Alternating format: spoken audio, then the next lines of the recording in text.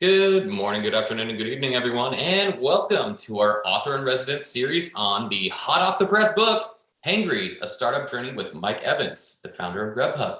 My name is Colin Mahan. I'm the Director of Programs at the NASDAQ Entrepreneurial Center, and for those of you who may not know, the NASDAQ Center is a nonprofit that's building a better path for entrepreneurs worldwide by improving inclusion, access, and knowledge in entrepreneurship.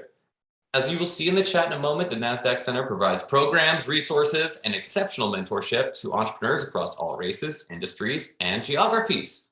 So check out those links and resources in the chat. A couple of housekeepings before we get started today. First off, let us know where you're dialing in from in the chat. We'd love to know. Secondly, we're going to open up for live Q&A. Yes, live Q&A with the speaker at our end of the event. So please submit your questions for us in the Q&A function at the bottom of your screen throughout the presentation. We'll try our best to get to them all. Now, none of what we do here at the center could be possible without all the amazing support from our sponsors, including NASDAQ, Lehigh University, Bank of the West, Airbnb, KPMG, Wilson Sonsini, Woodruff Sawyer, Microsoft, BPM, and HubSpot for startups. We're humbled by their contributions and hope you are grateful too. So before we get started today, I'm going to launch a quick poll just to take a step back and take a quick temperature gauge on how all of us are feeling about our business today. Are you optimistic, in survival mode, feeling a little anxiety? Let us know. All right, we've got Phoenix, Oakland, Jamaica, New York, Canada, Boston. All right, we've got a bunch of time zones on here. Truly global audience, and thank you for participating into this poll. All righty, let's see. I'm going to end this poll. Share those results. Looks like optimism is in the lead, but there's a little bit of survival mode, anxiety, and fear out there. Luckily, I know firsthand that this chat will help alleviate some of those negative sentiments, hopefully. So without any further delay, please join me in giving a warm welcome in the chat. And there've already been some people welcoming you, Mike, to our special guest today. First off, we've got our moderator, Matt Paget, who's a board member at the NASDAQ Entrepreneurial Center and the founder at Extension PR. Up next, we've got Mike Evans, the author of Hangry, Hot Off the Press, A Startup Journey, and founder of GrubHub and Fixer.com. Gentlemen, welcome. So looking forward to this. Yeah, thanks for having me. Yeah, and this is a real honor to have Mike here.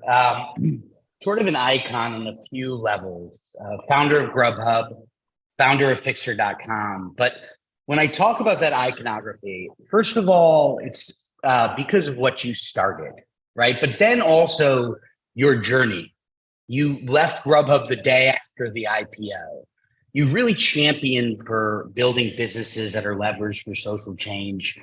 And then yesterday, your book came out, Hangry, and it is climbing the charts. We were talking earlier about it's everywhere. It's got to be an exciting moment for you. Give us a little bit of background on how this book came about. Yeah, heck yeah, it's an exciting moment. Yeah, the book came about because after the experience of starting GrubHub in my apartment, running it through the IPO, and then literally riding my bike off into the sunset. I spent a couple years before starting my next thing, but in the process of that, I really wanted to think about what was it that really was at the core of how I achieved that success, and is there something to share? And the answer to that question is yes, there is some stuff to share. Plus, there's the nature of the journey itself. It's not a straight line from point A to point B. There's a lot of wrong turns. There's a lot of stub toes. And so I wanted to share that experience, sort of warts and all, not sugarcoated, so that people who sort of see the narrative around it's really easy. I went to business school and I had an idea, and then I got a bunch of investors and friends and family money, and then I had this successful business, and it just happened. It's really discouraging to hear that narrative, because I don't think that that's the experience most people have. And so I wanted to share that so it would be encouraging. And I also have some thoughts about the importance of really thinking about what it is you're trying to accomplish as you do it, instead of just really thinking about as you do it. And so I wrote all that down in the book. Hopefully it's entertaining in addition to having some insights in it. And so that's how the book came about. I think your honesty and humor and certainly your dryness all come across in this. When you started your journey, at the very beginning of this path, when you started GrubHub, was your personality always like this? And what role did that play in taking that first step? So like, take us back to that day. Yeah, it's funny because like the name of the book is Hangry because I was real cranky, right? As I was going through this process. And in fact, the motivation behind starting the company was I wanted a pizza, and it was annoying how difficult it was to find a restaurant the restaurants that delivered to me. And this is, you're not going to believe this, you'd have to call them on the phone. It's like the least used app on our phone. And it was just a terrible experience.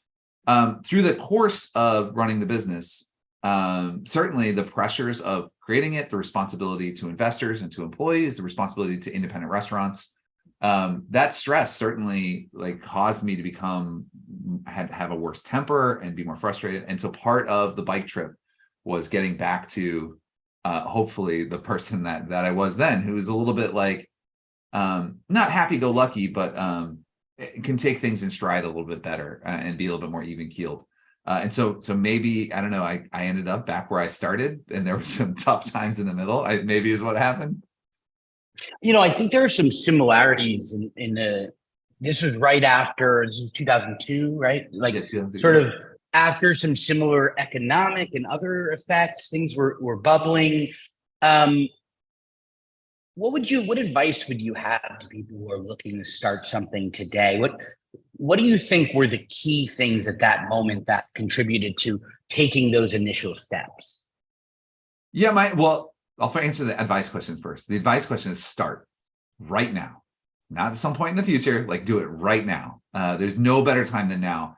And the macroeconomic conditions do not matter at all in terms of starting a new business. In 2002, it was a couple of years after the dot-com boom and bust. Things were starting to come back, but weren't really back yet. People didn't use credit cards online at the time, right? Which is a challenge for an online ordering business, right? And then I went through some economic cycles. In 2007 and 2008, there was the housing crisis and the Great Recession. And that was way worse than what we're experiencing now, or at least the beginning of it was worse than what we're in right now. Who knows where this is going to go. And so trying to time things from macroeconomic conditions perspective is impossible. But more than that, if you see a problem and you think like nobody else is solving it, like you look around, nobody else is annoyed by it, nobody else is doing anything about it, then you might be the person to do it. And so do it. You don't have to overcomplicate it. Like you can learn as you go about market research and business plans and legal and frameworks and all the different things that you learn as you learn to run the business. But 51% of creating a successful business is starting. Everything else you do is 49%. So my advice is to start now. And it's easy to say, it's harder to do. And there are things that you can do to start now. And I'm happy to talk about some of those things as well. Were there conversations you had at the very beginning? Were the people you enlisted to, bounce the idea off in particular that you think those conversations are something that should be replicated or learned from? Yeah, so my Matt, who ended up becoming my business partner, we talked about the idea a full year. But yeah, I just said start now, right? But we actually talked about the idea a full year before I actually coded up version 1. And I also talked about the idea with other people that I knew. There was a lot of people that I talked about the idea with. And I asked a lot of people advice on whether or not it was a good idea to quit my job and go full time to do this thing, to turn this thing that was a hobby into a business. They all said no. They unanimously told me it was a terrible idea. And I've sometimes said doing things without data is stupid and doing things with data is smart, but doing things in spite of the data is visionary. And so I asked a lot of people you do this, you ask a lot of people for advice, but any given piece of advice is just one data point among many, and ultimately you make your own decision. You're very well known for talking about when you start something, you start an enterprise or organization, you should quickly scale all the roles within yourself. You should talk to our community about the first step is not, okay, I need to hire 50 people, each who has a different function. What is that path of feeling your way through what the org and all the functions need to do? Yeah. Every organization needs to do a certain number of things, right? Like you have to figure out a product that customers will like. You have to build the product. You have to sell the product. You have to market the product. You have to do the legal work. You have to be there's a janitorial function, like you have to clean up the office, even if that's just your apartment, right? There's a huge number of things that you have to do.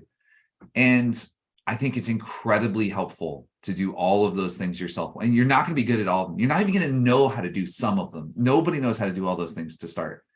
But if you force yourself to learn, if you go, I mean, I got a Selling for Dummies book. Literally, that's how I learned how to sell. And then I went and practiced, and then I got better at it. And I never got great at it.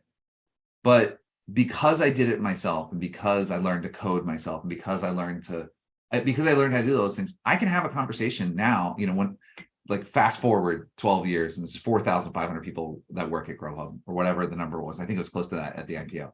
I can have a conversation with the head of marketing about consumer acquisition costs and customer acquisition costs and conversion rates and different channels and cohort analysis, and all of the things that make for a good technical marketer, and how that's relevant for a Super Bowl ad. But I couldn't have done that if I didn't start with, I guess I got to go log on to Google and figure out actually at the time it was Yahoo and MSN.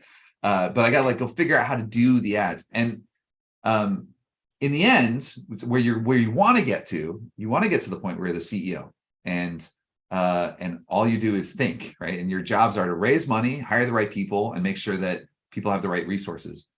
But being able to identify who's good at things, and being able to, having been walked in those shoes, it's just so valuable later on. What, in the journey of writing the book, were there writer's block moments? Were there really hot moments where you just blew through it? It's its own entrepreneurial endeavor in and of itself, right? And learning something new and going through something new.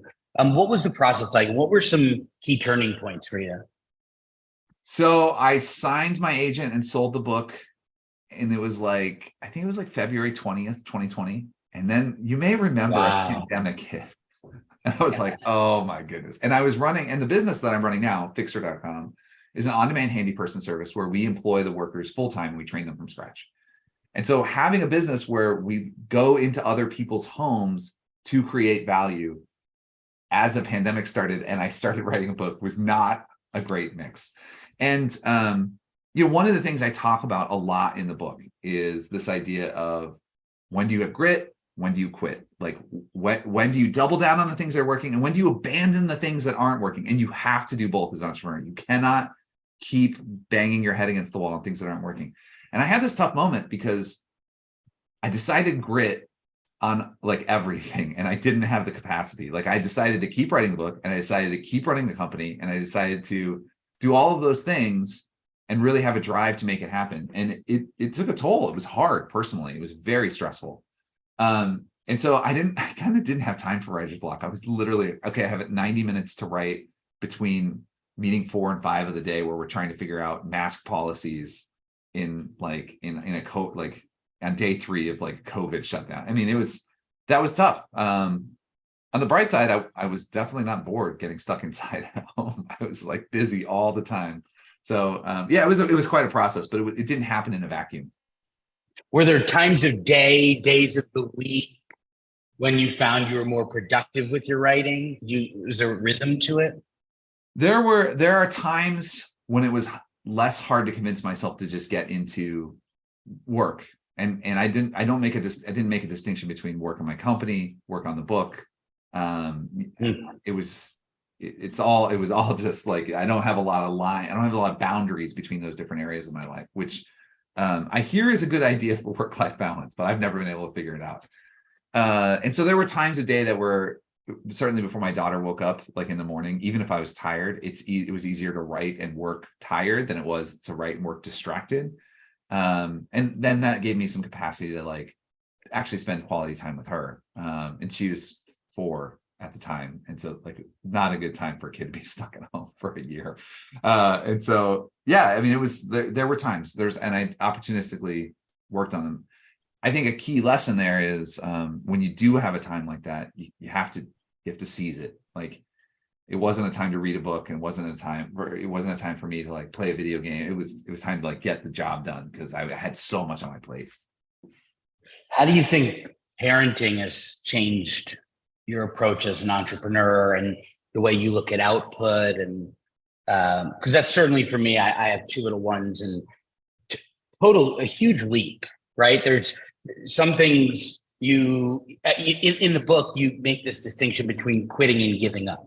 Right? And I think there's some things, once you're a parent, some things you leave behind, some things you add. How has that changed your process and approach? Yeah, there's a difference between something that's important and something that's urgent. And something that is important, and I talk about this in the book a lot, about the idea that a personal definition of success is really, really critical. You cannot be successful if you don't define success. And you certainly can't be successful if somebody else defines success for you. And so things that are important are things that are moving you towards the goals that you've defined from a success perspective. And in fact, we have different definitions of success in the different spheres of our lives, like my family, my work, and even my work goals are different from my company's goals, right? They're related, but they're not the exact same thing. So important things are moving you towards your goals. And I would just say that the combination of like having multiple things I was working on and having a kid just really escalated the how critical it was to understand the difference between things that are truly important, that are actually making things move forward, and things that are just calling for my attention. And we say something at Fixer sometimes, which is, in a startup, you have fires burning all the time. Like and sometimes you just have to say, that fire, I'm going to let it burn. That's only a 1 alarm fire. That's not a 4 alarm fire. I'm going to let it burn. And it's very important, and you're trying to make the distinction between importance and urgency, that you understand the consequences of not accomplishing a thing, and then say, I'm okay with it. I'm okay with that thing not getting done. I'm okay with accepting the consequences, and I'm just not going to fret about it. And it's hard to get used to that, the idea of accepting consequences for things that you truly are okay with, because it allows you to then work on other things that are more important. You think you understood this when you started out 20 years ago? Like the prioritization and of kind of being able to drop things, or being able to realize which are the really important ones?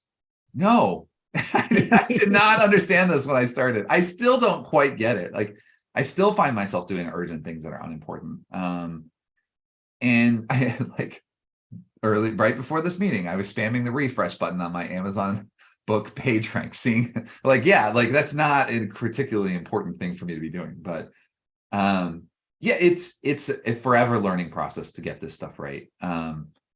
Certainly, I read a book that made a big deal about how this is critical. The idea, this framework of importance versus urgency, is from 7 Habits of Highly Effective People. And it's such a boring name for a book, honestly, but it's gold. It is gold on the inside. That's the second book everybody should buy today, by the way, after Hangry. But and so the ideas that I'm talking about here they're not original thoughts, right? Like I'm not the first person to have said these things, but every time I heard it and every time I practiced it, I got a little bit better at it. And so I'm further along than I was, but I'm still working on this distinction.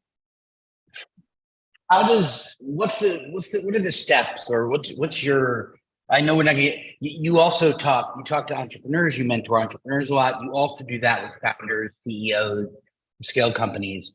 What is the framework or the process for defining success for oneself?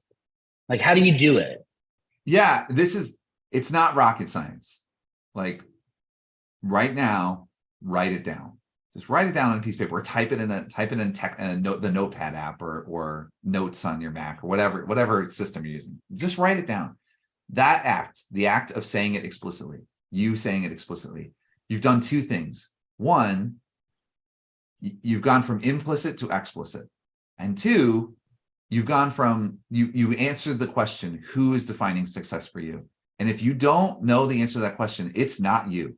It's friends, family, society, church, government, parents, kids. It's somebody else is defining success for you. And I experienced this in a visceral way because, when I left after the IPO, so many people have said, "Oh, so you were burnt out and you left." They don't even ask the question. They just tell me. They just tell me I was burnt out, so I left. And I'm like, no, that's not why I left. Or you made a ton of money, so you were successful, right?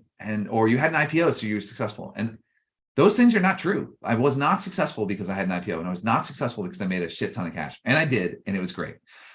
I was successful because I had defined for myself that I was going to create a company that leveled the playing field for independent restaurants against sort of the oppression of big chains. And that's the company I wanted to create. And I wanted to help 80,000 restaurants, what ended up becoming 80,000 restaurants, be more likely to be successful because they worked with GrubHub than if they didn't. And I was a huge success because I achieved that goal, not because I hit external definitions that other people assume were successful. Yes, it was nice to have the money. Yes, that's a resource that's enabled me to do even more ambitious things now. But so this process of like defining it for yourself, it's got to be explicit. The other piece to it is it's got to be unique.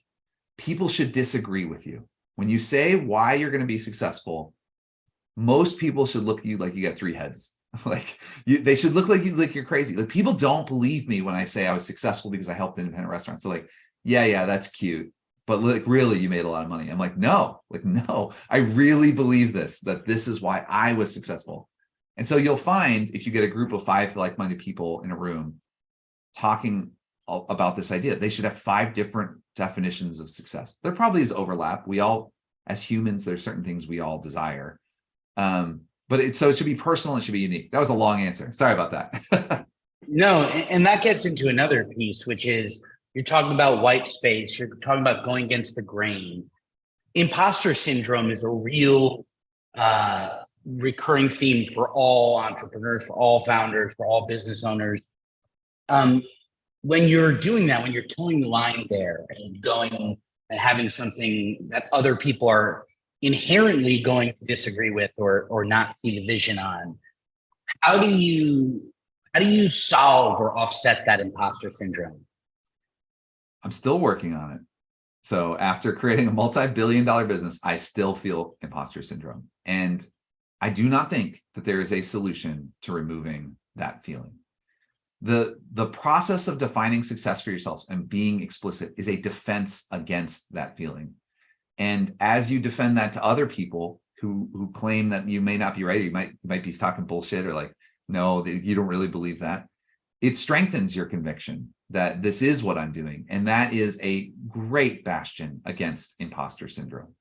And it's imposter syndrome is really bad for entrepreneurs, especially because what we have this extra like panic button, which is someone else is going to come do it and steal my idea, and Google's going to copy it, or Amazon, and they're going to bury me and my idea. And so that imposter syndrome gets amplified by the fear of someone else's, about fear of competition. And so there's a few things. So it starts with just making sure you know what you're doing, recognize the feeling, feel it for a moment, and then say, okay, you know what? I am doing this, and this is my thing. And the adults are not going to come and take it away. This is it. And so I think imposter syndrome can be battled, but not removed. What do you think the role is? I know one of the things you're also well known for is talking about the work-life balance, and talking about not deferring, waiting for some other day, just pouring yourself into the company, and that you have to have both, and you have to focus on being happy in the present. I think that's a really important message. How did you come to that? How do you look at that? Yeah, so I think there's 2 different concepts here. There's work-life balance, which I've always been pretty bad at, actually. And then there's sort of like now contentment versus future casting. And then I want to speak to the now versus future. The idea of deferred life, the idea that I'm going to be miserable now doing my startup or my business or my career, so that in the future I can be happy. It never comes true. You never get to that magical place of contentment. And so the only choice that you have, if you want to try and get some of that contentment, is to get it now.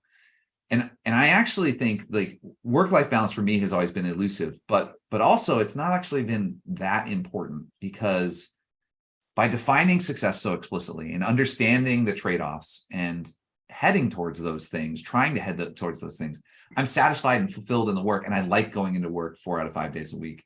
I'm not a workaholic. I just enjoy the challenge and the fulfillment and the satisfaction of achieving my like big goals and working towards them. And I am aware that my goals for my family and for my relationships and for my community, they're sometimes in conflict, and I have to make choices.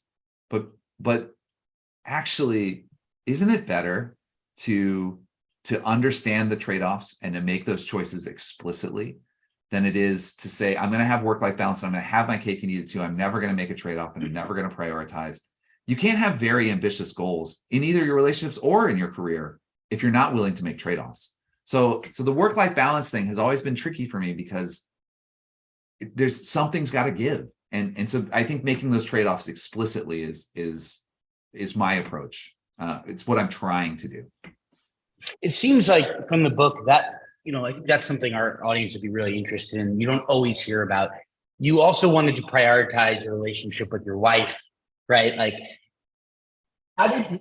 was it about open communication with her about where you were at? How did you make sure that was front and center and prioritize that as you were building something so massive? Well, as you'll read in the book, I did not do a good job of this. I almost lost my marriage because of it. And so I didn't do a great job of that at GrubHub. This next time around, I've been a lot more thoughtful about being explicit about the trade-offs and not being willing to sacrifice the relationship for the business. I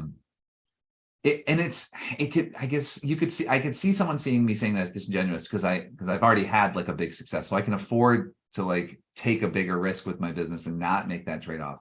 And I think there's some truth to that. I think the first time around I was really scared it wasn't going to work, and so there were times I probably didn't need to work on it. As like in hour 14 of the day, I probably could have just like let it ride till tomorrow.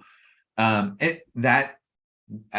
didn't realize that not only was I not accepting the consequences of like, okay, I'm going to work a reasonable number of hours, but like there weren't any consequences. Like I've done just as well this time around, working more reasonably towards my goals in my career.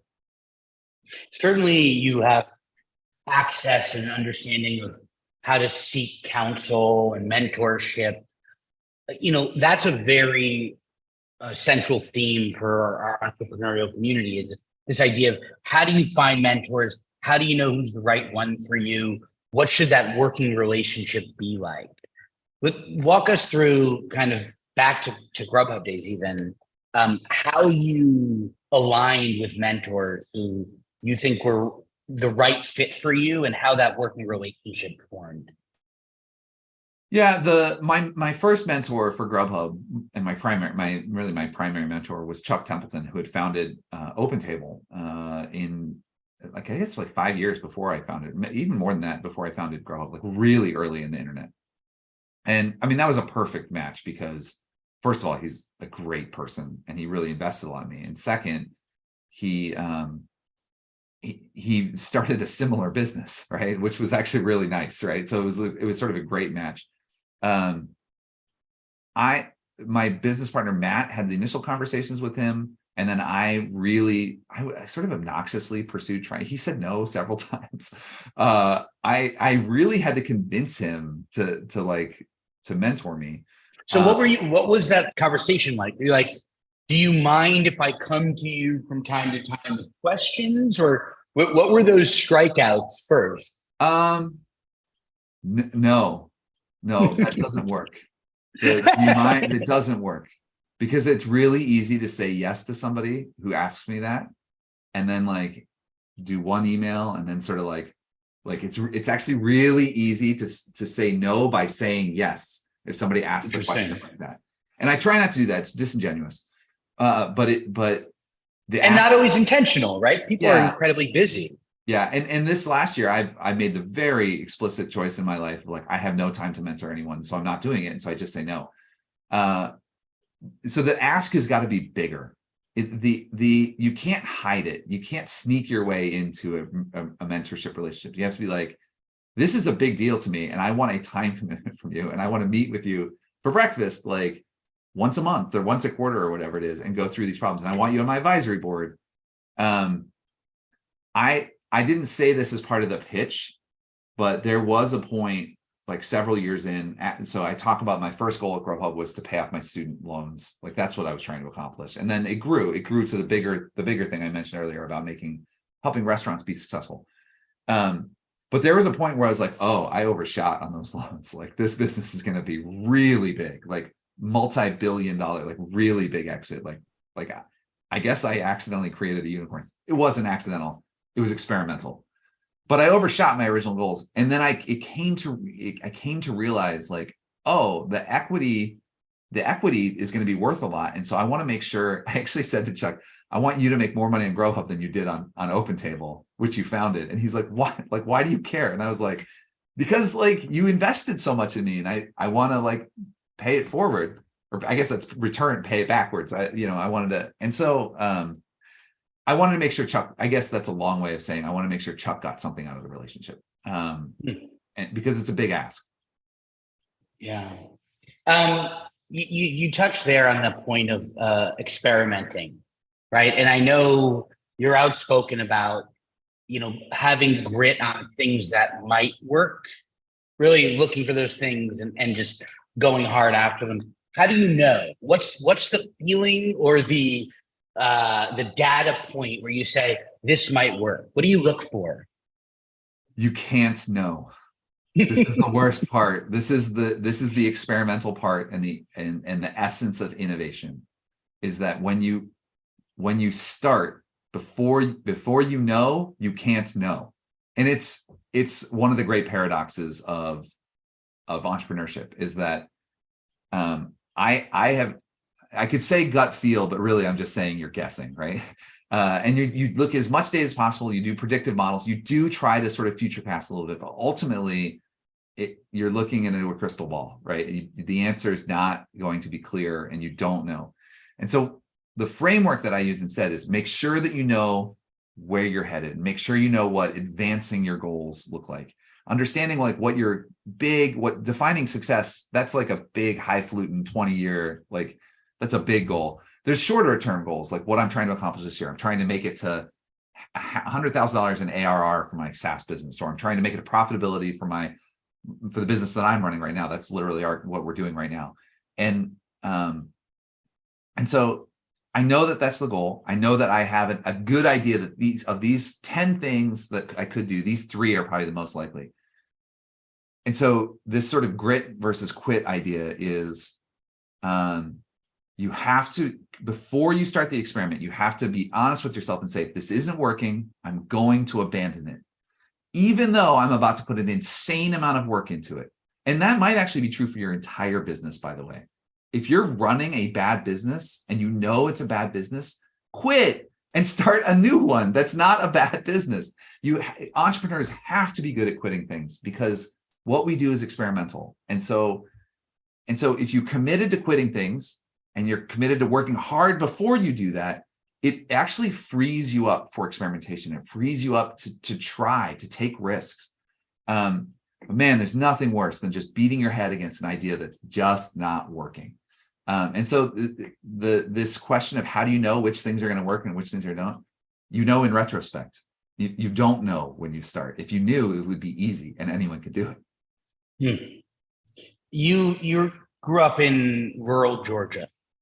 Our entrepreneurs are all over the US, all over the world.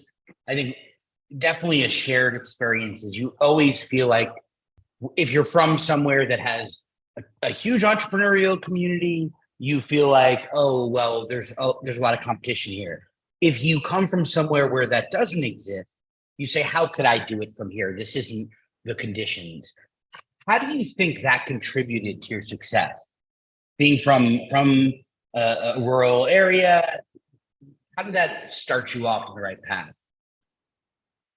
I mean, I was metaphoric. I was hungry. I was actually physically hungry. Like I was literally like, when I was starting the business, like I didn't have enough money. Like when I quit my job and didn't have a salary, I didn't have enough money to like go grocery shopping. And so I was hungry. I needed those sales for the business to exist and for me to exist. And I came from an environment where like,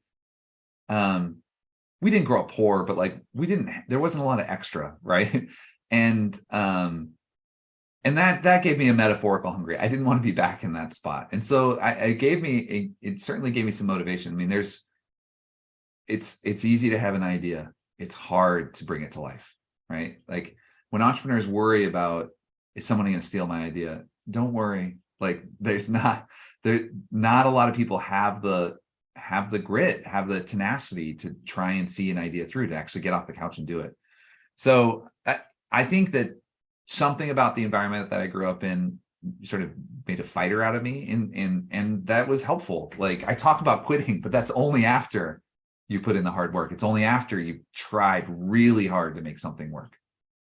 You get this sense from the book that you live in sort of a map of places you feel connections to and you experience, right? So you take an 80-day bike ride across the country, and when you're thinking about GrubHub, you can almost sense you visualizing the spaces and brick and mortar of these restaurants and feeling vested as your journey is going on.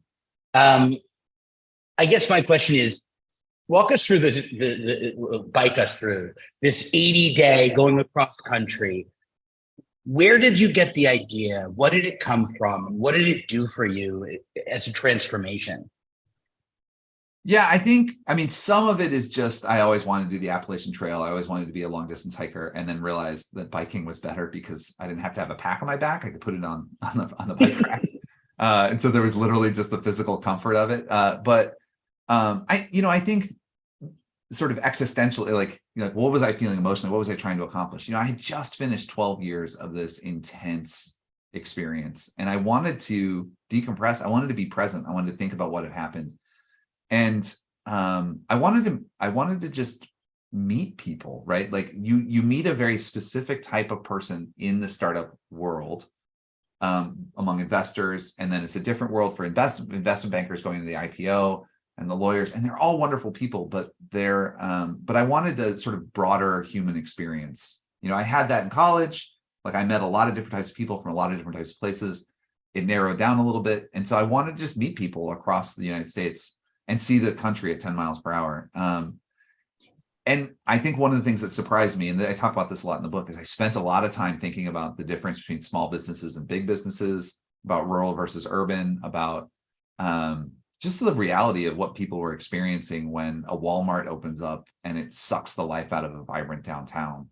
And how that's actually even better than when a mine closes down, and that really sucks the life out of a small town. And yeah, I mean, it was sort of a decompression journey, but I saw it through the lens of having just tried to help 80,000 independent restaurants against big chains. And so I was seeing things from those eyes. And it really motivated me to do the next business I did, which is opening up an easily accessible, gender inclusive entry path into the trades, in a way that creates a great homeowner experience. We train people from scratch at Fixer. And that it was the bike trip that was really the genesis of that, the next thing. Yeah, talk to us about Fixer.com. It's a B Corp. So how did you start originating this new company? What was the moment? You said there was a seed on the trip. Yeah. And then what was next? Yeah. So the seed on the trip was, I wanted to create a business where the social impact that we created around us, like the businesses are huge levers for social change, whether you want them to be or not. And I wanted the impact that we were in our community to be positive, and I wanted it to be totally coupled, couldn't be divorced from the profit. And so I wanted to find a business like that. And then I just so happened to have some really annoying homeowner experiences where I couldn't get some stuff fixed. And I was like, here it is again. It's the pizza, like 20 years later. Like, I want somebody to come install this stupid rain barrel because I don't want to do it myself.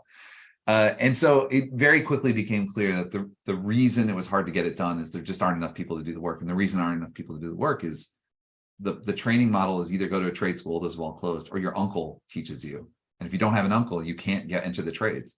And so I was like, well, we can solve both these problems. I can create a great experience for consumers in the home, and I can create an entry path into the trades and open up a training program. Now, that was a very arrogant thing to think, because I'm not an educator. And this is the core of the entrepreneurial journey. You have to be arrogant enough to say, I can do that better, even though I've never done it before than an entire industry, which is obnoxiously arrogant. And so in the first year, like I started working with our company started working with curriculum developers to like help us learn how to become educators, to develop the trade school like education programs and modules and stuff like that, so that we could start training people. But that's the nature of the journey. And so that was the genesis. That's where the company is today. Now we're hopefully in 2023 we'll be at like 10 million in revenue and profitable. Is sort of our target. So it's taken 5 years to get to this point, 6 years to get to this point. But yeah, I mean, I love it. I love what work I'm doing right now. Absolutely love it. Further out, where would you like to see the company go? I want to reboot trade education in the United States in a gender inclusive way. I want to have 40,000 full-time employees with benefits. And I want 10,000 of them to leave the company towards more lucrative, like electrician and plumber and masonry jobs, and then open up the door for 10,000 new people to enter our business. That's where we're headed. And it's going to be a much bigger business than GrubHub is. How do you think learning the business of training helped you as an entrepreneur? Because that's a very challenging skill set, but yeah. Learning to toolkit, learning how to teach has to be elevating. Yeah, everybody in the company read a book called The Adult Learner.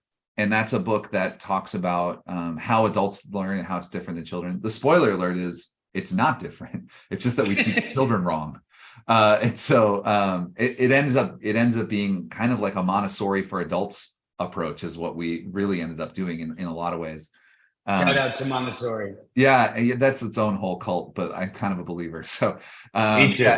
And so yes, it's been tremendously fruitful. I mean, one of the things I learned is humans thrive on challenge and learning. If they have autonomy and if their needs are met, people get bored if they're not challenged, if they're not learning things. And so I've come to believe that, for my daughter, play and learning and education, they're all the same thing. And what if that's actually true for adults and we just forgot it? And so that's been one of the frameworks we think about, which makes for a pretty fun company to be at, actually, because we're constantly trying to figure out like how to learn, how to improve ourselves, how to educate. It's clear from the book and from everything we know about you that fulfillment and finding fulfillment in work, in life, is a very important thing. How does somebody who's already started a business or a startup or works for a startup, how do they find fulfillment where they already are? If they're not just, you can engineer a company that you want to be fulfilling and also be mission driven. But what's the starting point in your current situation to making it more fulfilling or to bridging it? The starting point is now, and it's really important not to get weighed down by the anchor of your past. And what I mean by that is, I'll give you a very specific example. Diversity and inclusion at the leadership level for both the board and the leadership team. If you start a startup with your friends, they all look like you. And if you're a white male, that's not a good story it's not a good reality. And it's not just the story, it's not a good reality from an inclusion perspective. And at GrubHub, my business partner, Matt, and I, the first 3 people he hired were the 3 other white dudes. And it took years for us to start down the path of being inclusive from a racial and gender perspective at the executive and investor and board level. But you have to start. You can't just feel guilt and not do it. And so, and Matt then continued that after I left the company very effectively. And so I give him kudos for that. And so I guess my point is, this is all part of sunk cost thinking. This is what allows you to quit things, is that whatever happened in the past is in the past, and the best you can do is the best you can do right now. And so you start by making small steps. Like I didn't do a 4,500 mile bike ride. I did 90, 50-mile bike rides. And if I was thinking about the past and how I'd never ridden a bike before, and I was thinking about how much I had to ride in the future, I would have never gotten it done. I just did a 50-mile ride today. And it's the same thing with fulfillment and contentment, and doing the hard work is you start today without a sense of guilt. Very cool. All right, we've got some questions from the audience. What were your scariest, most challenging moments in scaling? I'm assuming this is about GrubHub, but what were as you were looking for scale, what were some of the most challenging or scariest moments, and what got you through it? Yeah, I can answer the question for Fixer because it's very fresh in my memory. Like having a business where we go into people's homes as our business, as the pandemic hit, was not great. Like, can we all just agree to not do that again? It was terrible. And we lost 85% of our revenue in a week between March 2020 and I'm creating this business that's trying to reboot trade education in a gender inclusive way, and people have believed me and they're hopeful. So it was really challenging it was just personally really hard and really scary to be responsible for so many people's livelihoods in that moment. And I handled it by leaning in hard on the relationships with my coworkers. I started therapy, which was really helpful. It wasn't great to also be writing a book at the time, but that was probably the scariest moment. It looks like we might have dropped Matt. I'm happy to do a question directly from the chat. Looks like Matt might have experienced what we all do at least once a day. I'm back. But he's back. All right. Man, you missed a great answer to my question. It was really spot on. The key to life, I just missed. Oh, well. It's all right. Luckily, we have more good questions. This one is, how can facing rejection help you learn from your mistakes? Man, rejection sucks. It really sucks. And I think step one with rejection is just recognizing it and feeling it and not trying to pretend like rejection doesn't suck. It's important to feel the feelings. And, we're raising a financing at Fixer, and I've literally created a multi-billion-dollar business, and I've raised $200 million in venture financing over 10 deals. And the number of no's I've gotten in the last 2 months is appalling. A lot of no's, and every one of them sucked. And it is really, really hard to raise financing, even for me in this environment. And so I think the first step, just take a step back and say, it really does stink. And don't try to pretend it doesn't. Because once you come to reality with that, then you can sort of put it in a box and be like, okay, well, that sucked. I'm still going to do it tomorrow. And tomorrow I'm going to know it sucks if I get rejected. I'm going to keep doing it. I think it's worth evaluating whether or not it's a good idea to raise financing in times when there's such strong headwinds. And so this idea of if it ain't working, stop doing it is valuable. That may not be a possibility for your business. You may have to raise money or the business fails, or you have to fire a bunch of people. It's a terrible decision to think about. And so it doesn't get easier. It still sucks. It sucks when I was trying to get a publisher for the book. It sucked when I was trying to get first venture financing for GrubHub. But if it's a thing that you have to do, if it's a thing you don't have to do, then quit it.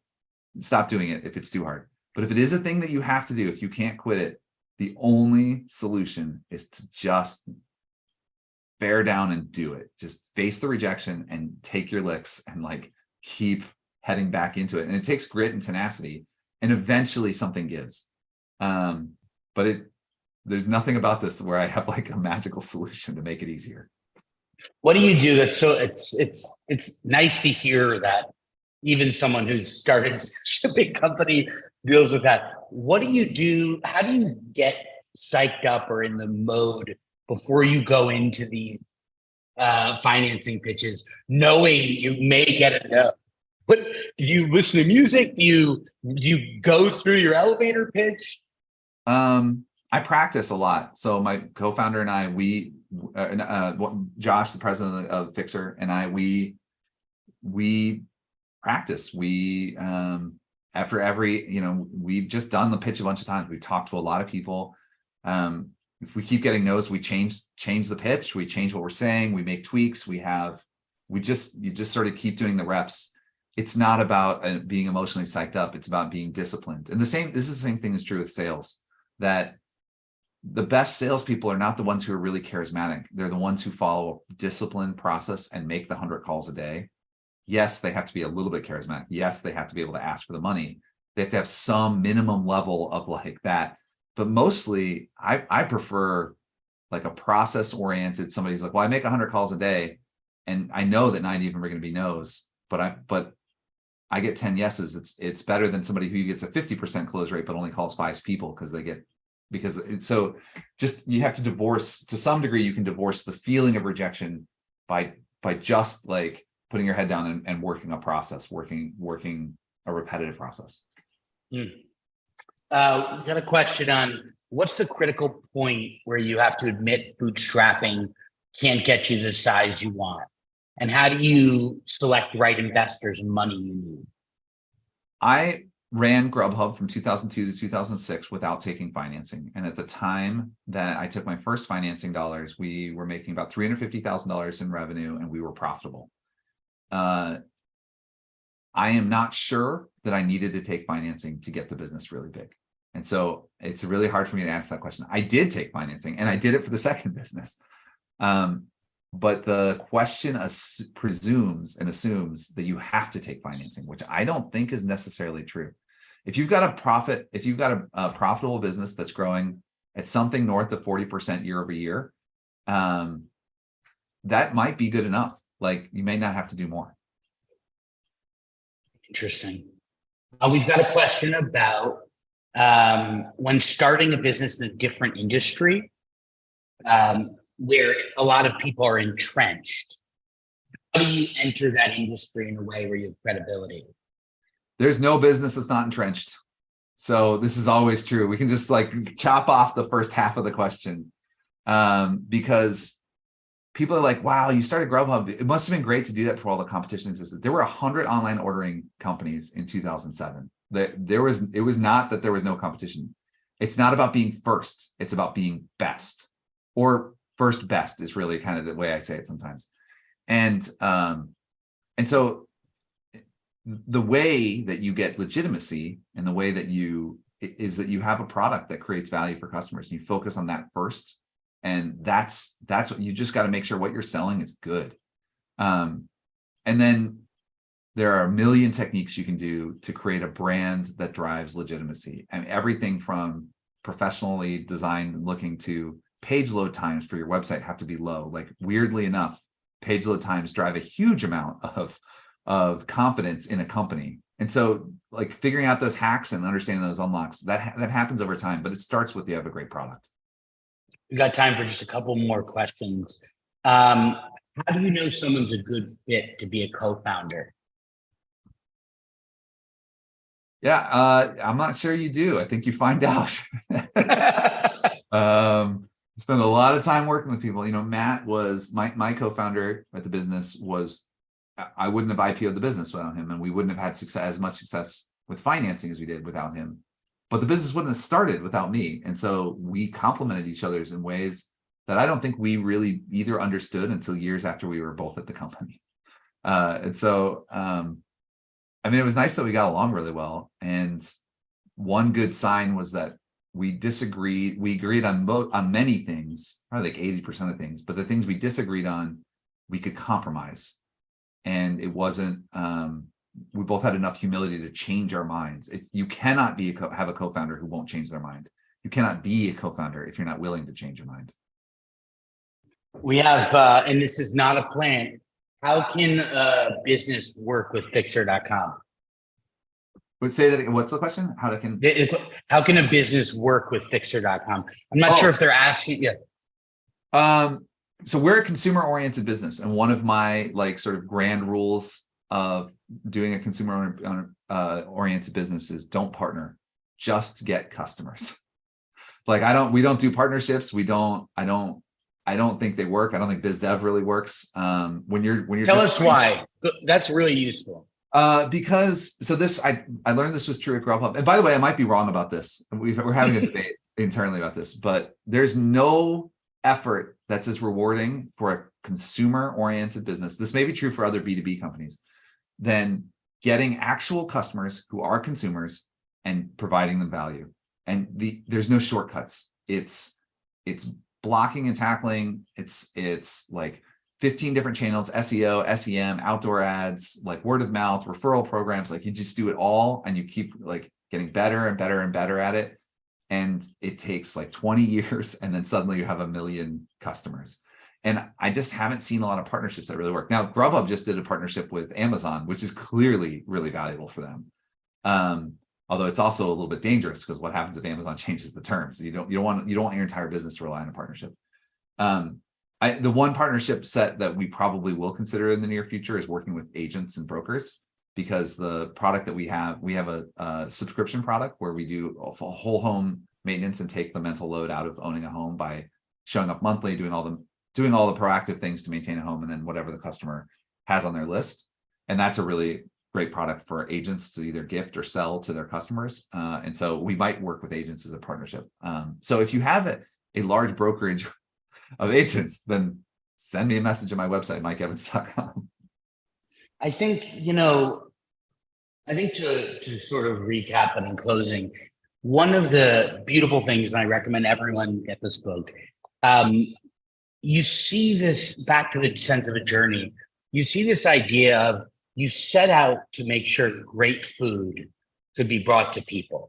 You were very focused on the person, right? And then with Fixer.com, same thing as you're talking about. You're really focused on the trade aspect and empowering and building the skilled folks and delivering that to the consumer. I guess my final question for you is, how do you stay human-centric and keep things focused on continuing to help the stakeholders, the people, and not just focus on conversion, but ultimately deliver a great experience as you grow? Josh, who's the president at Fixer, was like he was the number in the first 100 employees at GrubHub, and he was the head of product. And every time he was in a meeting, he's like, yeah, but what about the customers? What do they think? How does this benefit them? Like, what about the customer? He just kept asking the question, and he asked it so long. That was 18 years ago now. He asked it so long and so frequently and so well in so many meetings that now I ask the question all the time. So somebody else just taught me this, and you just get reps in, and it's shocking how like you're in a conversation, you're talking about utilization rate and idle time for fixers, and somebody's like, yeah, but what about the customer? And you're like, yeah, what about the customer? And one of our customers, by the way, is the fixer, like the people doing the work. I think of them as I want them to have a great product too, in addition to the homeowners. And so it just practice over time, it sort of became second nature. It becomes a habit if you ask the question. Amazing. Thanks for taking the time today. Yeah, thanks for having me. I really appreciate it. Awesome. Well, I'm sure we could go for so many more hours learning from your experience, Mike. But Matt, thank you so much for leading such a meaningful conversation for our community. Mike, again, thanks for taking the time to chat with our community candidly about your experience building GrubHub and just your overview on how one could build another company like that way. And we are all looking forward to seeing what happens with Fixer.com, and let us know if we can help. But on behalf of everyone in attendance and everyone on our team, thank you so much, Mike, for joining us today. And congratulations on the book launch. For those of you who want to check it out, we've got a link to buy the book. It's hot off the press, climbing the charts.